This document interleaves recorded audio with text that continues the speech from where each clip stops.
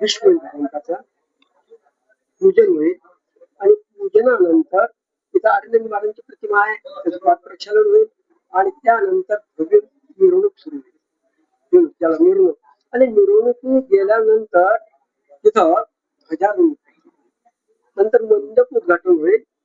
मग तिथं मंडप उद्घाटन झाल्यानंतर तिथं विशेष कार्यक्रम स्टेजवर सुरू होतील. त्या स्टेजवर दीप प्रज्वलन होईल.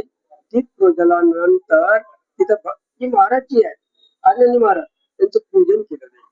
त्यांचं पूजन केलं जाईल आणि पूजनानंतर येणारे जी विशेष अतिथी आहेत त्यांचं मनोरंजन करतील आणि काही सत्कार होतील आणि त्यानंतर महाराजांचं पूजन, त्यांचे गुणगौरव आणि त्यानंतर महाराजांचे प्रवचन आणि अशा प्रकारे पूजनानंतर समारोप होईल त्या कार्यक्रमाचा.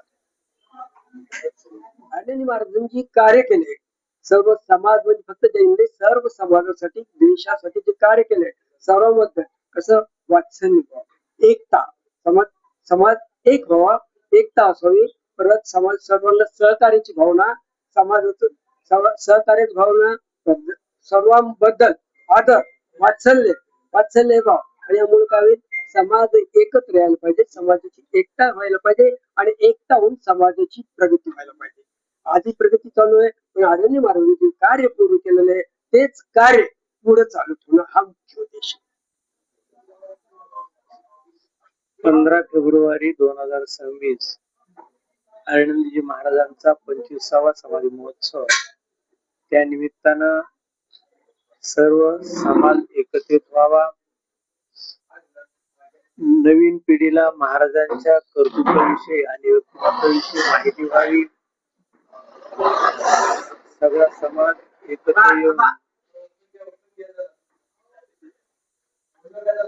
समाजाचा विकास व्हावा आणि सूक्ष्म अहिंसा, सामान्यपणे अहिंसा सगळ्या जगांना कळावी हा मुख्य उद्देश या कार्यक्रमाचा आहे. सर्वांनी या कार्यक्रमाला पूर्णपणे आपल्या नातेवाईकासह आणि इष्टमित्रासह उपस्थित राहावे आणि आपण सर्वांनी या कामात सहभागी व्हावे. Subscribe now and press the bell icon. Never miss an update.